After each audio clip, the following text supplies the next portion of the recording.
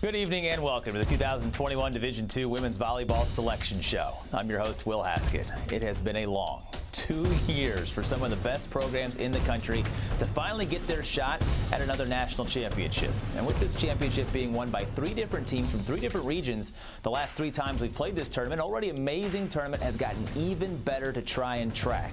And this year, all 64 teams are hoping that their season at least ends with a trip to Tampa, where the championship will be contested from December 9th through the 11th for a second time. Who will be there? Will we have a title defense? And will there be some first-time participants when we gather in Tampa in a couple of weeks? We're going to answer those questions coming up with the games, but first we have to get to the bracket. And before we can do that, to help us get prepared even more for this championship and break down the selections tonight, we are pleased to be joined by NCAA.com's Wayne Cavati. Wayne, always exciting to have a tournament, but even more so exciting this entire Division II fall season to have the action because of the gap that we have had to be here. I've had the chance of calling this tournament multiple times. The level of quality of play in this volleyball tournament is so good, and I know a long 2-year wait finally ends with this bracket here tonight.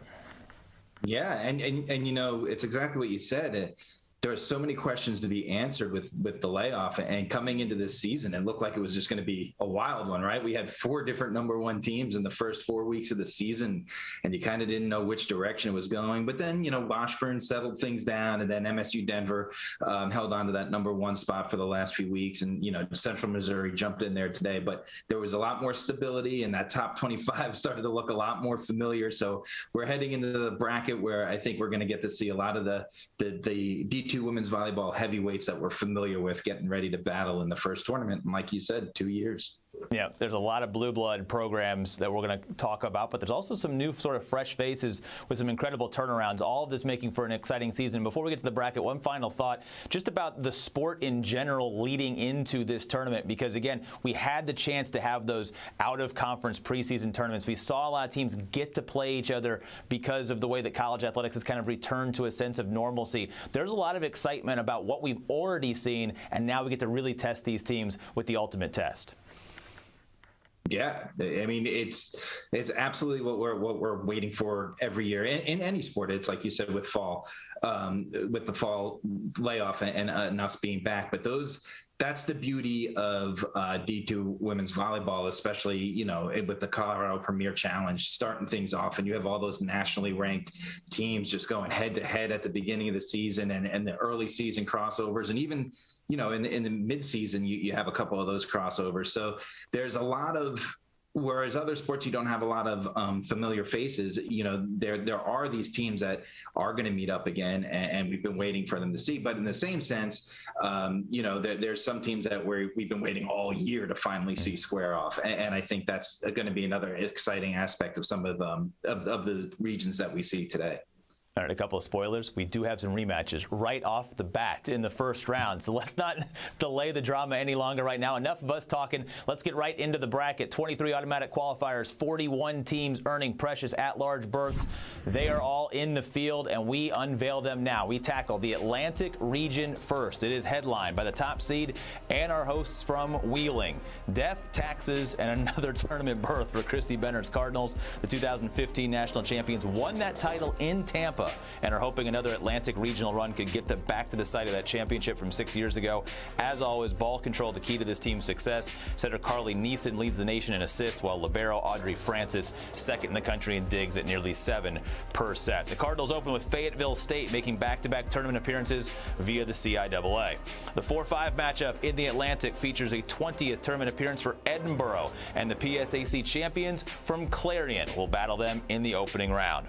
Gannon earning the 2 seed in this region, 12th straight tournament appearance for a program that made it to the Final 8 back in 2019, and welcome another chance at defending their regional title, which they earned against Wheeling in that regional final. And their first test is against East Stroudsburg, making back-to-back tournaments for the first time in program history. Final matchup starts with 3-seeded Shepherd making its 3rd straight appearance and battle a happy bunch from West Virginia State, which last qualified for the tournament in 2008. Wayne, this was a region that for years was dominated by Wheeling, and then of course that 2015 national championship is still one of the most special stories ever in the history of this tournament. But we've seen some challenge to the top, including Gannon. Might we see another 1-2 in this regional final? Well, Well, it's exactly what you said. There's no surprise at number 1 and 2 here. The past 6 tournaments that make the national quarterfinals were Wheeling or Gannon, right? It was one of the 2 that came out of here, and we've seen Gannon do it as a lower seed. We've seen him do it as a higher seed. So you have to kind of think that those 2 are the favorites. Wheeling, it's like you said, they've won every MEC volleyball title since the conference's inception. We know they're a contender.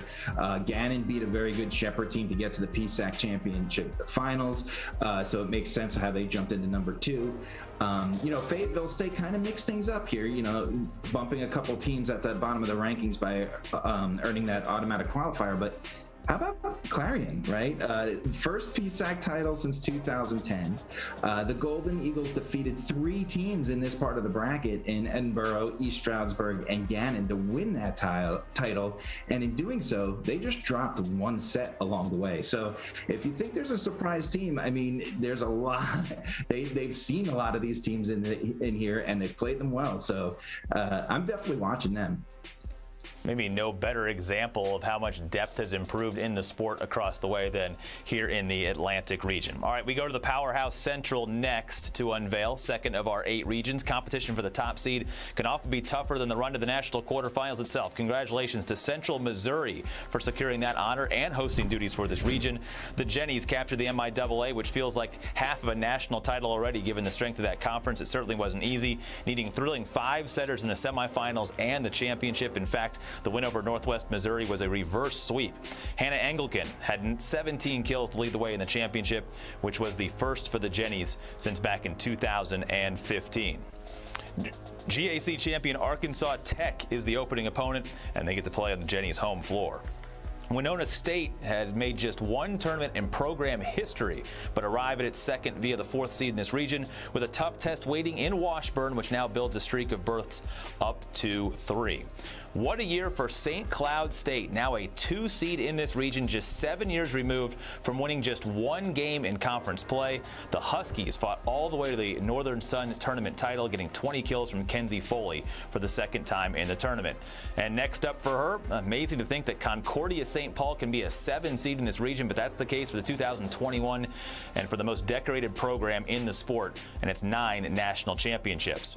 Northwest Missouri State is off the board next. They are the 3 seed. Like the Huskies above, a climb to greatness this season, earning the program's 2nd ever tournament berth. The Bearcats were close to a conference title, just a set away from getting it done this past weekend, but can use the lessons learned from a narrow loss to try and advance in this bracket. And they will be tested, like everybody is in the Central every year, by an experienced program. Nebraska Kearney has made 25 tournaments and was 1 win away from its first national title back in 2019. All right, Wayne, they say things change eventually. 2021, here we are. We've got some teams that haven't been in this tournament in a generation. We've got the Powerhouse, most decorated program in the sport, just kind of sneaking in with a 7 seed. You never know what's going to happen in the Central region.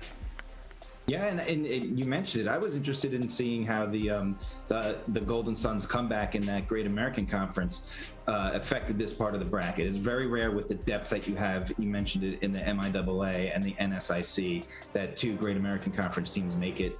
But sure enough, they bumped Oklahoma Baptist out of the rankings, and that was a very impressive victory, which opened the door for Concordia St Paul to get back in there. Obviously not one of up to their standards, not one of their stronger seasons. So it was interesting to see them, just the thought of a possible bracket without them, that's never happened in my time on the D2 beat. So it's good to see them in the bracket and especially after that loss to unranked Augustana early in the NSIC tournament. But, it got a little wild there, wondering if it was, but you mentioned it. The MIAA was so tough. Central Missouri is now just named number 1 in D2, Washburn and Northwest Missouri State. And then you can't forget that Nebraska Kearney was the national runners-up, undefeated until that championship game.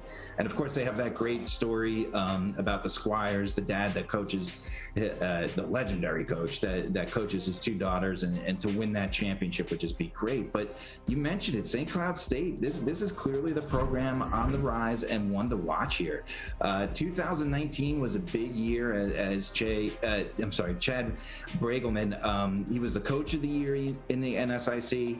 He improved the Huskies from a 10-win improvement, and then they earned their first tournament appearance since 2004, and then they proved that it was no fluke, because here they are again, and they're NSIC champs for the first time. So, it's a very impressive team to watch. It's very exciting. As you mentioned, there's so many heavyweights in this part of the conference. It's nice to see someone making their way to the top and making some noise that could be a surprise team moving forward. Yeah, last to first in a 7-year window. It's absolutely incredible. All right, we slide now to the East region, and what a year for the top seed there as well. That would belong to American International. The NE10's top offense proved that the best system can go on and win a championship, getting them to the tournament for the 4th time in 5 seasons of play. Naomi Eckert led the conference in assists. Many delivered to Andrea Serra, who had over 3.8 kills per set. That was second best in the conference. It'll be a familiar foe as Southern Connecticut State can breathe easy after holding on to the final spot in this region. The Owls back in the tournament for a 3rd time. Never a doubt for a tournament spot for New Haven in the bracket. Krista Cooper, now the head coach, has kept the strong tradition alive by bringing the Chargers back to the tournament for a 35th time. They open with Holy Family trying to catch up by making its 3rd straight tournament. 2 seed belonging to Damon, the East Coast Conference champions, returning to the tournament for a 3rd time in program history to battle Bentley, which featured the Northeast 10's top attacker in kills per set. That would be Ellie Wheeler. 3 seed belongs to Stonehill. Craig Martin earning Conference Coach of the Year honors after guiding the Skyhawks to an impressive season that once included a spot atop the regional rankings. That was the first time ever that this program could say that. 4 all-conference selections also matched a program record this year for Stonehill, which returns to the tournament for the first time since 2014. And they share the same jubilation as Jefferson, the CACC champions, earning the Rams just their 2nd ever tournament appearance. A lot of familiar names, Wayne. We would look at the East, but maybe a little bit of a changing of the guard in some of these programs on the way up. Yeah, that Jefferson win this past weekend was huge for them. Obviously, it shook up the rankings. There was really nothing surprising here in terms of the 8 teams that made it, right? All 8 teams had shuffled throughout the 3 regional rankings, but at the end of the day, all of these 8 teams were in the final regional rankings, obviously, but just in a different order. This is just one of the most wide open parts of the bracket year after year. Over the past 10 years, I don't remember any team making back-to-back appearances in the national quarterfinals. So whoever's in this part of the bracket and is playing well and playing hot, you have a chance, and American International and New Haven are clearly the most frequent visitors to those quarterfinals, the last 2, as a matter of fact. And I wouldn't be surprised to see one of those 2 escape that part of the bracket again. American International has won 20 in a row. Like you said, you want to be playing well, you want to be playing hot, and most of those wins were in dominating fashion too, and Damon is also a team that has my intrigue, 20-4 in region this season, and looking over the past 5 years, they've won 74% of in-region games. So that seems a pretty solid stat you want to have behind you when you're about to face a whole bunch of in-region teams. So I think, like I said, I think this is a wide open part of the bracket. No doubt about it. And you mentioned it could be a really interesting 2nd round matchup on the top there if it comes to fruition, but nothing is ever guaranteed. Want an example of that? Just go back and look at some of the results we've had in the Midwest region over the last couple of years. Very competitive region to try and get out of. It's topped this year by our host. That belongs to Ferris State. The Bulldogs capturing the GLIAC title and jumped into the top spot in this region with the strength of 1 postseason tournament win already. Now 25 appearances in the NCAA tournament for a team that wins with defense, holding opponents just a 134 clip this year. That's the lowest mark in their conference. A nervous wait perhaps on the 8 seed here, but the Hawks of Rockhurst dance for a 14th time after a 5-set loss to open the GLVC tournament. That tournament was won by Lewis. The Flyers rallied from a 2-1 deficit to defeat Missouri St. Louis in Sunday's GLVC championship match. It was their 11th victory all time, but the first since 2017. 5th-year senior libero Jamie Poppin was named the GLVC's libero of the year for a 2nd straight season and set a program record with digs this season with 725. And guess who gets another shot at this team in the first round? You guessed it, Missouri St. Louis doesn't have to wait long to seek a little bit of revenge in this matchup. Wow, that's going to be a really fun first round. Michigan Tech held the top spot in the region heading into the postseason and drops to the 2 line, but still has the top offense in the GLIAC this year to carry into the postseason. Against Wayne State in the opener, Tim Koth was a worthy GLIAC Coach of the Year, guiding the Warriors to a 20-win season for the first time since 1998. Add another note to the record book this season, as this marks the first tournament appearance for the program since 1994. Hillsdale, the Midwest's 3 seed, 13th appearance for the GMAC champions, which led the conference in almost every single way possible this year. Tops in both offensive and defensive percentages. The team led the conference in assists, kills, and digs. And to add a little cherry on top, they were ranked 2nd in the conference in blocks. That will certainly do nicely for a team that makes the NCAA tournament and could be a tough out on that 3 seed line. But it's an early test because the 2005 national champions from Grand Valley State will offer that test in the opening round, returning for the first time since 2015. Boy, anytime you have the GLIAC and the GLVC championships leading into this bracket, you just never really know what those results are going to be like, Wayne, and we had some fun ones this past weekend. We sure did. And, I guess you could say bracket changing ones, right? Because Ferris State and Michigan Tech flip-flop there. But really, there's no surprises in this part of the bracket. You talk about familiar faces. There's a lot of them here, right? Ferris State leads it off. Ferris State and Michigan Tech are the only 2 spots to flip-flop from the last regional ranking. So again, not many surprises. Ferris State has just been so good. They've won 20 in a row. And obviously the big win over number 1 ranked Michigan Tech flipped the region and allowed them to be the host. But what it comes down to is you have these other heavyweights in there, and I always like to watch Lewis and Rockhurst here. Lewis is just, over the years, they've just been one of these very disciplined and execute very well when it matters. They're streaking right now. They're playing hot volleyball, and they won their last 12, the Flyers have. So it always seems like, the last few years I should say, it always seems like it's Lewis and Rockhurst that comes down to who's going to make it out of this bracket and make it to that national quarterfinals in Tampa. And I think Lewis has always got to be one of those teams you watch. Yeah, it could be a really tough test for all, and all 8 of them certainly with a chance perhaps to make it all the way to Tampa. All right, that is 4 regions unveiled. Wayne and I are halfway home in unveiling the bracket. Before we get to the final 4 regions, let's step aside for a quick break. Be right back with the rest of the teams.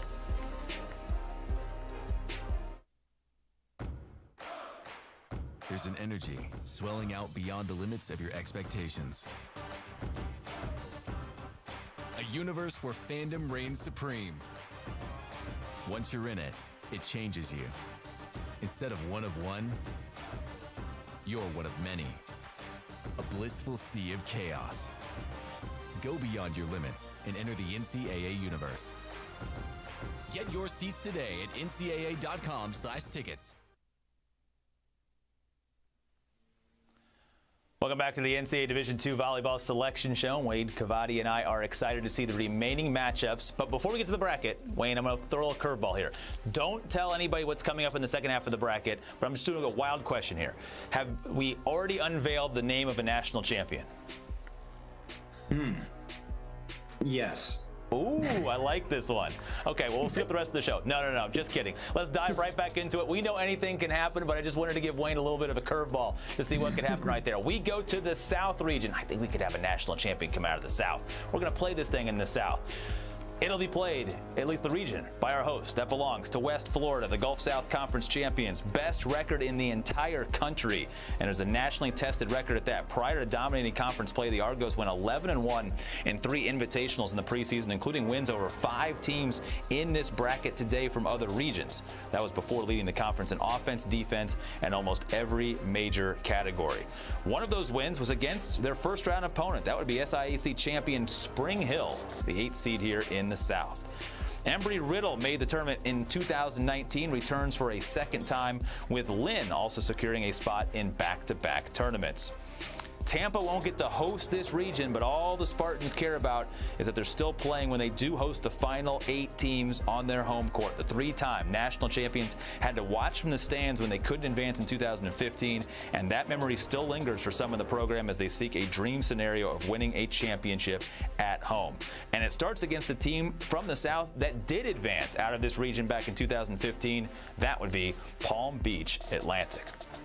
Final matchup starts with Nova Southeastern returning to the tournament for the first time since 2009, and they will battle Alabama Huntsville, still seeking its first tournament win, but now in its 7th NCAA tournament. All right, so Wayne, when you take a look at these 8 heavyweight teams, we mentioned the test that West Florida had 33-1. What's not to love about that record? But again, this is one of those regions where you don't know who's going to walk away with that trip to the Final 8.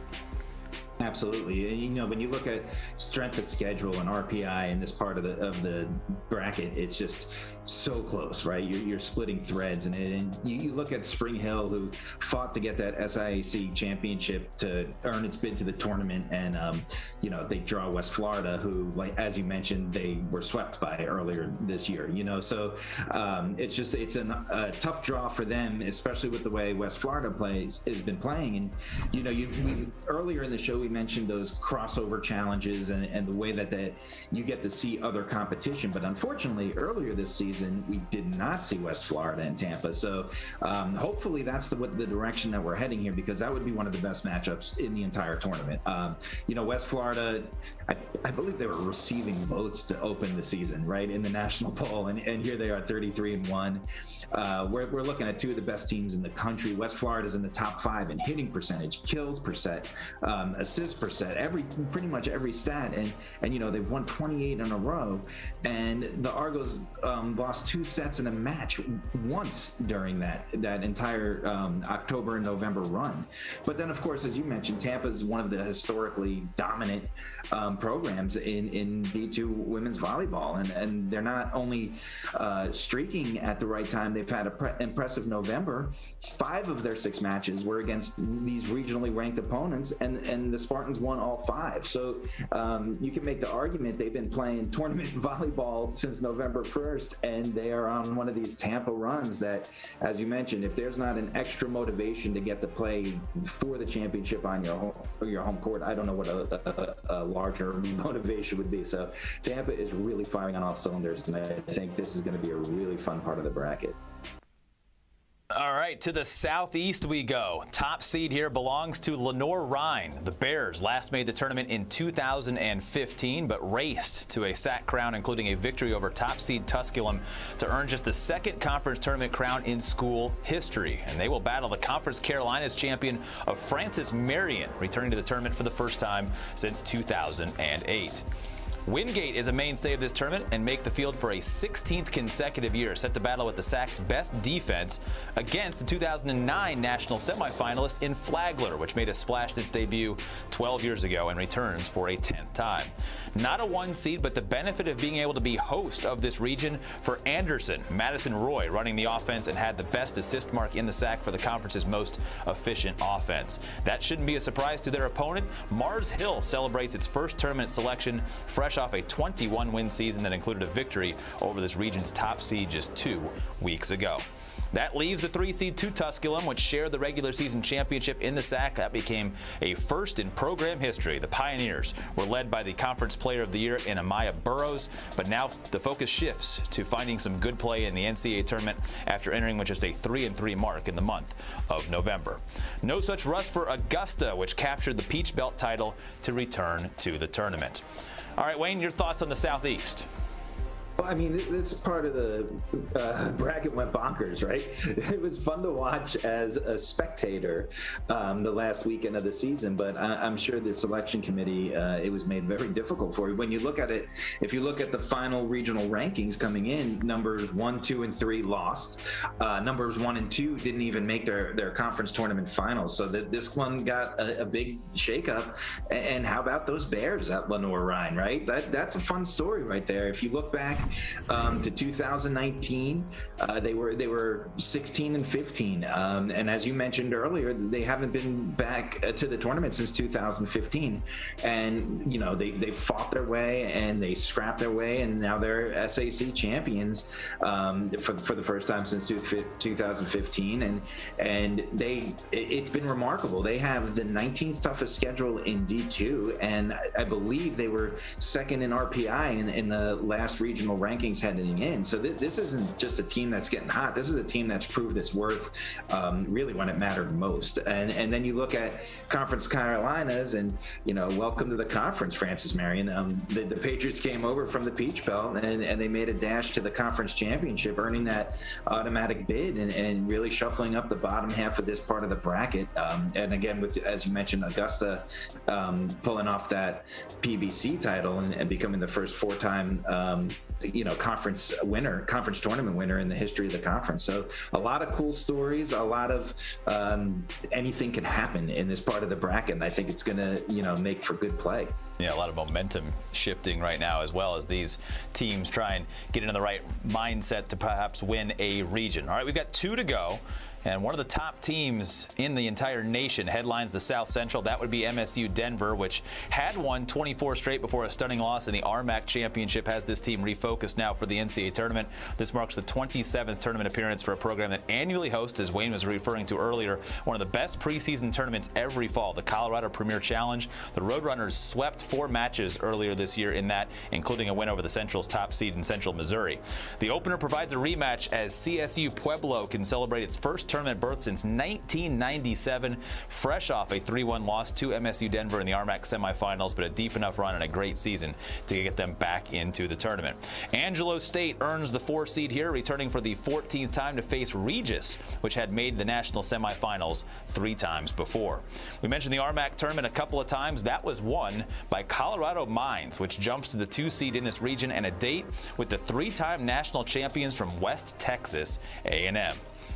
Final matchup starts with Colorado Mesa. The Mavericks were a steady force all season long and earn a seed line to back that up. It was a back-and-forth affair in the RMAC semifinals against Mines, but it has been a season defined by close wins and losses, and there is not a better time to avenge some of those losses than coming up right here in the NCAA tournament and in the South Central region.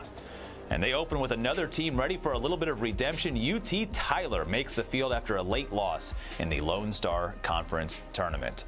A lot to love about Msu Denver on that top line, Wayne, but that loss just entering this tournament maybe opens up some things in this region.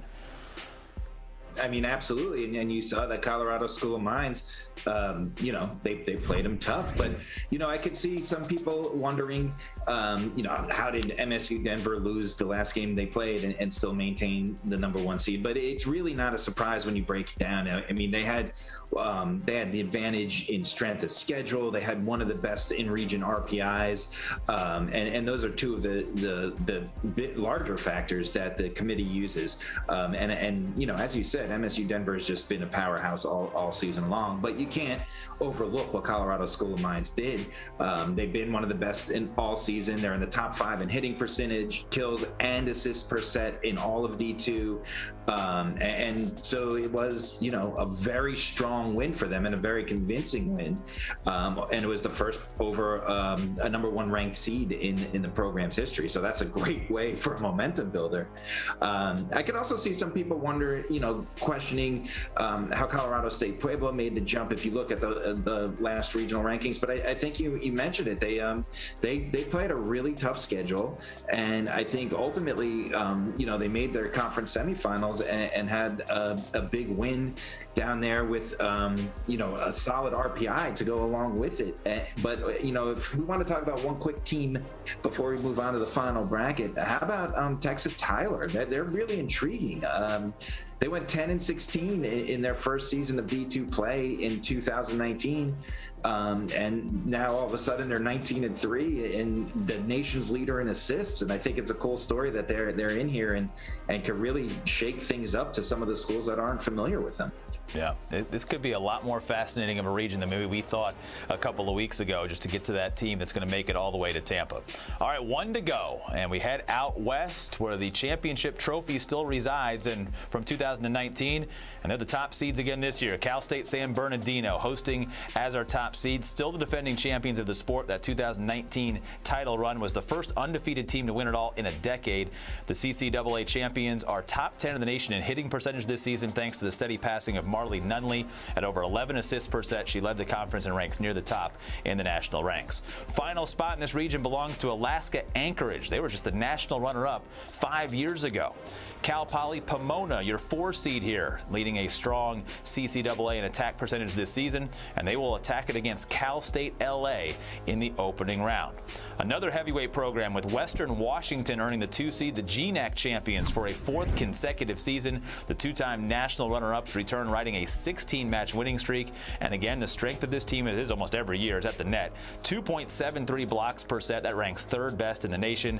Callie Heilburn has 19 double-doubles in 25 matches this season, while Gabby Gunterman is a double-double threat every night out, averaging over 3 kills and digs per set. Both of those players will greet Simon Fraser, making just its 2nd tournament appearance in the D2 Volleyball Championship. And what a season for the 3 seed from Chaminade. The only reason to want to leave the western shores of Maui would be for an NCAA tournament berth, and that's one that is rewarded after a really strong season. Celebrating a Pac West championship and the first NCAA berth since 2004.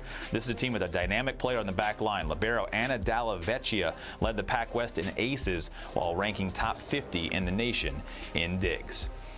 And she will test Central Washington with that service, making the tournament for the 9th straight time. All right, that's 64 teams. Wayne, before we look at the entire bracket, your thoughts out west?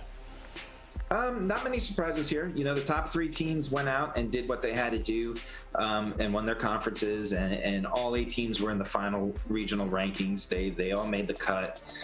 So, you know, there were a few seedings that shuffled from those previous rankings, but nothing really too surprising, especially when you have, you know, Cal State San Bernardino and Western Washington, who, if you watch D2 women's volleyball, they're just 2 of the most fun teams to watch. You know, Cal State San Bernardino, it's kind of funny to me that this was the first time they were back on the court in 2 years. The Yotes dropped 2 games in the Colorado Premier Challenge. When, you know, you play that competition, like we mentioned out there, all of a sudden the sky is falling, right? But instead they haven't lost a game since, right? They have Alexis Cardoza is once again the CCAA Player of the Year and could very well be the National Player of the Year. And sure enough, 22 wins later, the reigning champs look as scary as ever. And when they're doing their thing, they're tough to beat. As they showed, you know, last time out, they were undefeated national champions. And you know, that's kind of just the beauty of the Wild West, is these really strong teams. And Western Washington is very good, and again, they've great coaching, great players, and has plenty of tournament experience. And the Vikings played the 6th toughest schedule in D2, you know, and they won 16 in a row doing that. So it's impressive, and both these teams that are already good as it is are riding a ton of momentum coming into this tournament. There's no doubt about it. And Wayne, when you reflect back on all now of the 8 regions that have been unveiled, there weren't really a ton of necessary surprises in terms of the teams that made it in, or even where the seeding was. But the thing that we know for sure is there will be surprises coming up in 2 weekends in terms of determining who those quarterfinalists are going to be.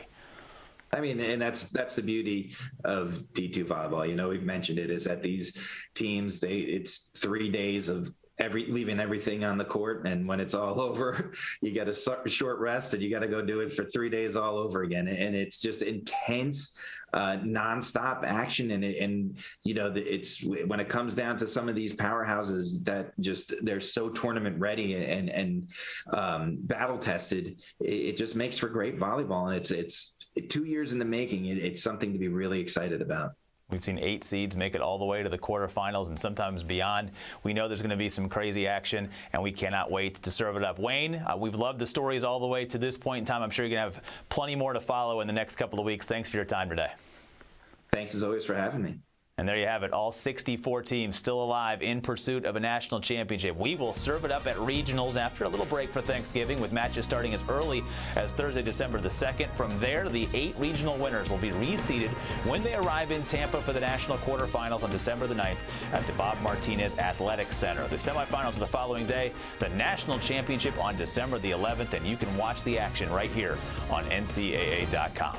Thank you so much for joining us tonight. Happy Thanksgiving. For Wayne Cavati, I'm Will Haskett. Congratulations and best of luck to all the student athletes competing in this year's championship.